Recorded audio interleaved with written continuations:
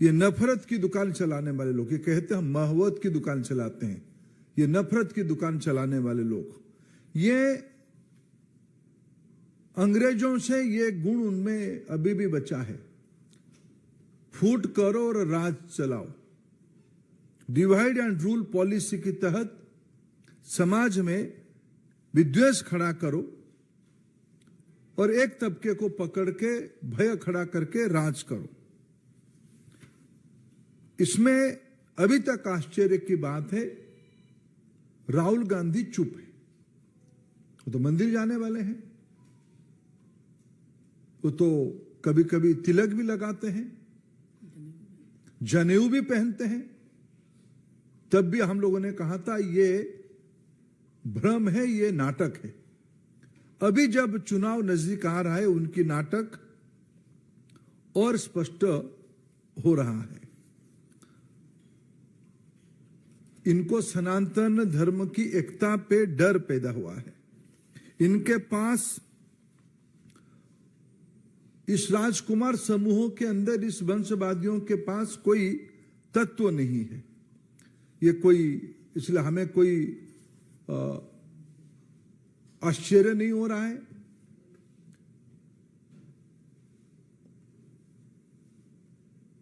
वही लोग जो समाज को बांटना चाहते हैं, वो फिर उसी काम पे लग गए हैं। हम आज के अवसर पे यह पूछना चाहते हैं, राहुल गांधी क्यों नहीं सामने आ रहे? छोटे छोटे बातों में तो आने वाले लोग हैं। 3 दिन हो गया, भारत की अस्मिता, भारत की मूल विचारधारा, भारतीयता पे आक्रमण हो रहा है। और मैंने तो कल कहा था, जहां से ये आवाज आई, पहला चेन्नई से ये सेमिनार में आई आवाज, वो सच में घबराए हुए हैं। जब काशी तमिल संगमम आयोजन किया गया, तब अनुभव हुआ तमिलनाडु की सर्व समाज की श्रद्धा काशी विश्वनाथ जी से जुड़ा हुआ है। सर्व समाज में जब कहता हूं, सर्व समाज, जिनको तमिलनाडु के बारे में धारणा नहीं है, वो राजनीतिक उद्देश्य से इस प्रकार की बयानबाजी कर रहे हैं, जिसमें उनकी नेता राहुल गांधी चुप हैं। केजरीवाल जी क्यों चुप हैं? अभी तक तो उनके बयान आ जाने चाहिए। नीतीश कुमार जी क्यों चुप है? तेजस्वी यादव साहब का क्या कहना है इस विषय पे? उनके भाई तो बंशी लेके घूमने वाले हैं, वो क्यों चुप हैं? अखिलेश जी क्यों चुप हैं इस विषय में? ममता जी तो दुर्गा पूजा को लेके इतना अभिमान करने वाले हैं, हमें भी अच्छा लगता है, भले ही टीका ना लगाए, लेकिन वो चुप क्यों है? शरद राव जी जिस शहर में रहते हैं, उस शहर देश में गणपति उत्सव के लिए नए आयाम जोड़ने के लिए विख्यात है। शरद पवार जी, श्रद्धा से उनको, शरद राव जी बड़े लोग, बड़े आदमी हैं, मेरा भी श्रद्धा है व्यक्तिगत रूप में, लेकिन वो चुप क्यों है? क्या आपको सियासत इतना मजबूर कर दिया है कि भारत की आत्मा को भी आप कुछने लोगों के, आप बीजेपी की विरोधी हो, प्रतियोगी हो, हम समझ सकते हैं। आप प्रधानमंत्री नरेंद्र मोदी जी को ईर्ष्या करते हो, आप असहिष्णु हो, आप नाटक करते हो, गले मिलने के लिए ड्रामा करते हो, लेकिन आपकी वाणी, भारत जोड़ो में कौन कौन आपके साथ चले थे? कन्याकुमारी से ऊपर तक कौन आपके साथ शागिर्द थे? यह समूह आज फिर सक्रिय हुई है।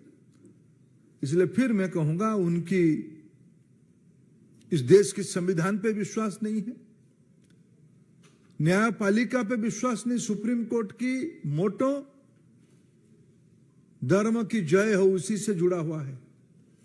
पार्लियामेंट की मोटो है धर्म चक्र चलते रहनी चाहिए। भारत की अवधारणा में धर्म एक जीवन प्रवाह है, ये सुप्रीम कोर्ट ने कहा है।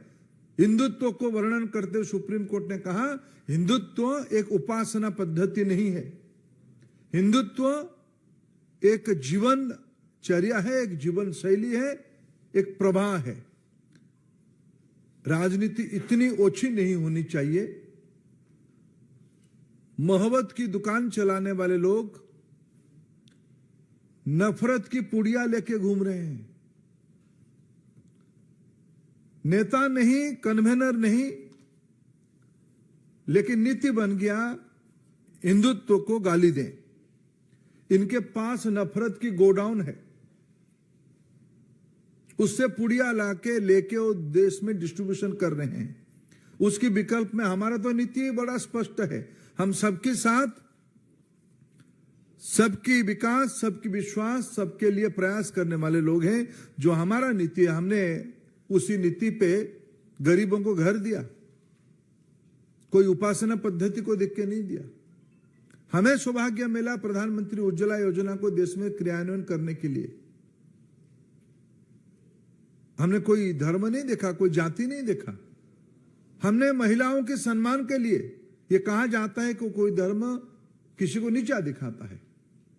इस देश में महिलाओं का सम्मान हमने बढ़ाई, इज्जत घर दिया। कोरोना में चावल पहुंचा है, बैंक खाते में, जनधन खाते में पैसा पहुंचा है 3 महीने के लिए। हमने कोई जात पात धर्म नहीं देखा। हमारी तो इसीलिए नीति है सबका साथ, सबका विकास, सबका विश्वास, सबके लिए प्रयास। हमारे लिए हमारी एजेंडा सुख समृद्धि है। आपकी एजेंडा नफरत, शंका, घृणा, विद्वेष, ये आपकी नीति है।